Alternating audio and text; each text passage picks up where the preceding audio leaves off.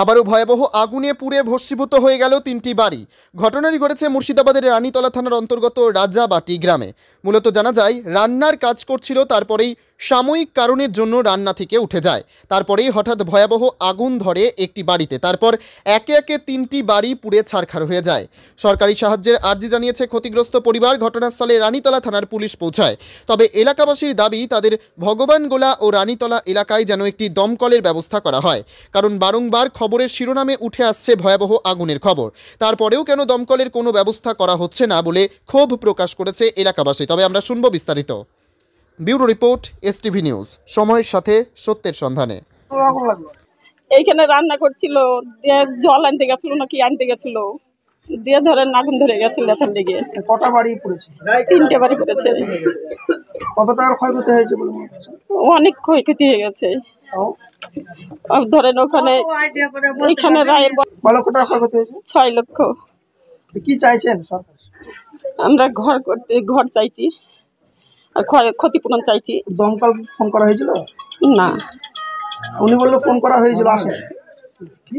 আসেনি তো। আচ্ছা, আপনার নাম পরিচয়? নবনীতা মণ্ডল। কি করে আগুন লাগলো?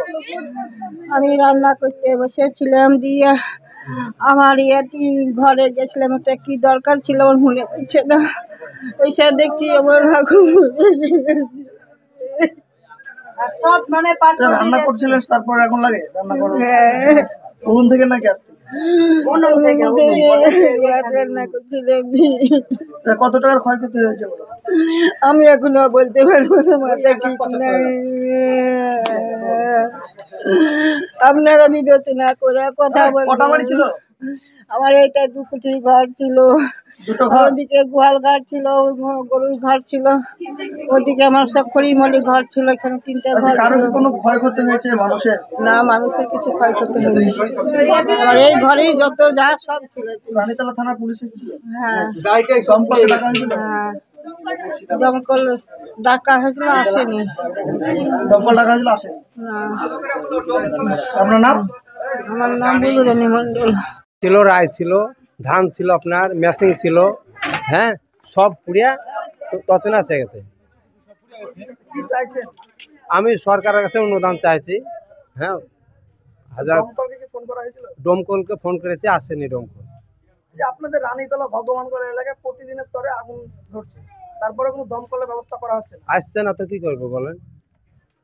আমরা 4-5 বার ফোন করেছি, তাও আসছে। 5-7 লাখ টাকার মতন খরচ।